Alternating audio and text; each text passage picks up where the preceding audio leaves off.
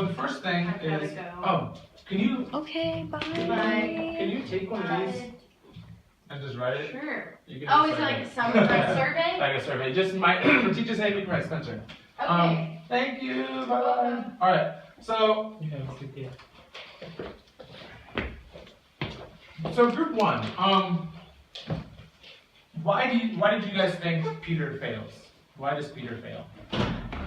I think you guys agree on it. What do you think?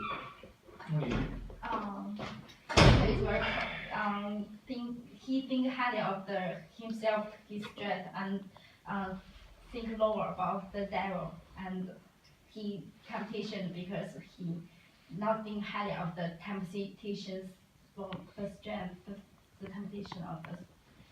So. Yeah, that's good. So he thinks too highly of himself. He is confident or proud, and he doesn't really consider how powerful Satan is or the devil. It's a good point. Anything else? Any other reason that Peter failed? He broke his word. He broke his word? What do you mean? He said he will never. Oh, yeah. Yeah, he's like, I will do anything for you, right? And then he does not do anything. Yeah, so some reasons, right? So he does not see God's perspective, right? Jesus is telling him what is happening, but he's blind to that perspective, right? He's only thinking in human terms. Yeah, he's proud. Maybe he has some lack of faith. So how can we avoid these things? How can we avoid being too proud? Be humble. Be humble. Be more humble? Yeah. Yeah. Put someone more proud than me beside me. Find someone more proud than me. Oh, yeah. They are so proud, so I am so humble. Anything else? It's kind of a way of being proud too.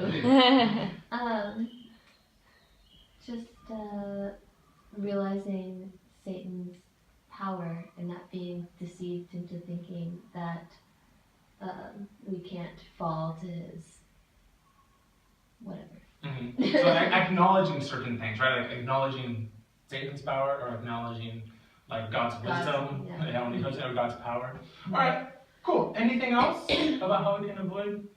No. All right. What about let's see, group two. What about human nature did you learn from Peter?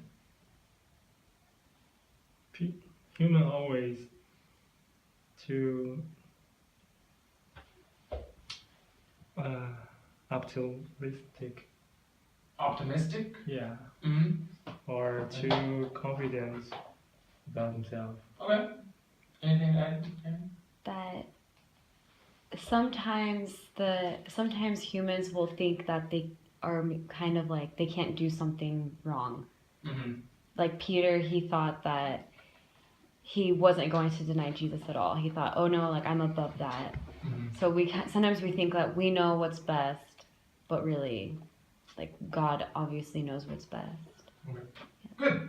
And then also group two, what did you learn about Jesus in this story? Jesus. What did he do, or what did he show about himself? He's so sad. He's so sad. He's sad. Profoundly sad. Profoundly sad. Yeah, he really, really cares about Peter, right? And when Peter did something wrong, it really hurt him and made him sad. But Jesus already knows that. He did already know that, yeah. Yeah, so why? Oh, yeah. I think even he know what will happen. When that happens, he still broken his heart. Mm. So that's a good question, right? So like Jesus knows these things. He knows things that are going to happen, and yet they still happen, right? What about us? So part of who Jesus is he is very gracious, right? And he's forgiving. Mm. And even though Peter does this terrible thing, right, Jesus forgives him. So as Christians, does knowledge of God's grace and forgiveness cause us to sin? Right, so, God's going to forgive us, so we should just do bad things. Is that how it works? No. It shouldn't. Sorry. It shouldn't. It shouldn't? Yeah. Well, sometimes it does, maybe. Well, some people use it as an excuse, like, oh, well, you can't judge me, only God can judge me, and He'll forgive me, so blah, blah, blah, blah. Okay, so how do we balance that, right? So we should acknowledge that, okay, God does have grace and forgiveness that is overflowing, right? But we also have some responsibilities as like Christians and as people to do good things. So how do we balance that? How do we balance that? Accepting God's grace and forgiveness, but also being responsible for our actions. I think people should think like this. Even we try really hard, we still make mistakes. So we can't just rely on God's forgiveness and do whatever we want. So we should take our responsibilities. I think also part of it is our relationship with God, because when you sin or you make mistakes, it's like you're doing something God does not want you to do, which would make him sad or hurt him or whatever. And like, if you are actually like have a relationship with someone, like you wouldn't want, because if you love someone, you don't want to hurt them. And like if you're like you and Taryn or whatever, like if you mess up or something, you know Taryn like will probably forgive you for it, but why would you want to do that to her? And so like that even if you do mess up, like there's no fear that like our relationship will be over. Oh no, it's terrible. Like it's not. It will be forgiven, but you don't want to because you love that person. So a huge factor in balancing this is just that you have a loving relationship. Yeah. Right. So you're going to try to please God, and when you feel He's going to still forgive you. Right, because He loves you also. Because He loves you also. Great point. Anything else you guys want to add on that? We have a few more questions. Let's do a reflection question, right? So, an idea that it's better to rely on Lord to do good and rely on His faithfulness.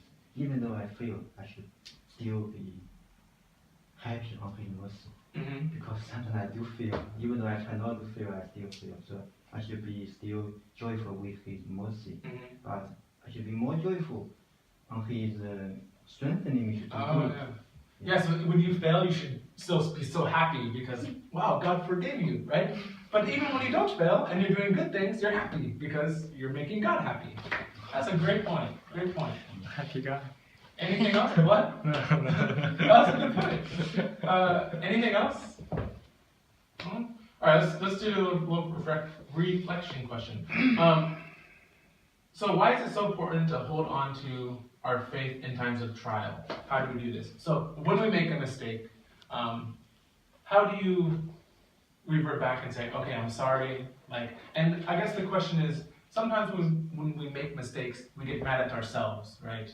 And then we just keep making more mistakes, right? And in this story, we can compare Judas, who had one ending, and Peter, who had a different ending, even though they both made a mistake.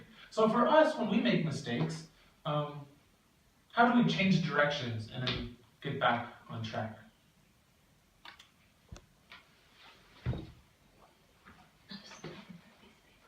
Yeah, I have paper.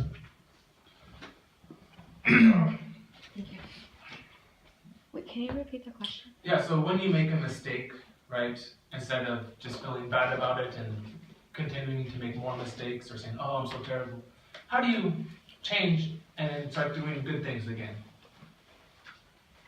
Or how do you accept God's grace, right? Because God is going to give you grace, but how do you accept that grace? I think it depends. It depends what you do, what's your wrong things, what's your mistakes, and if the mistakes is very, very big, very bad, and then you cannot forgive yourself, how can others forgive you? Just like Judah betrayed God. Without Judah, the God will not be died so soon, but the Jesus died. I think some kind of the reason is from Judah.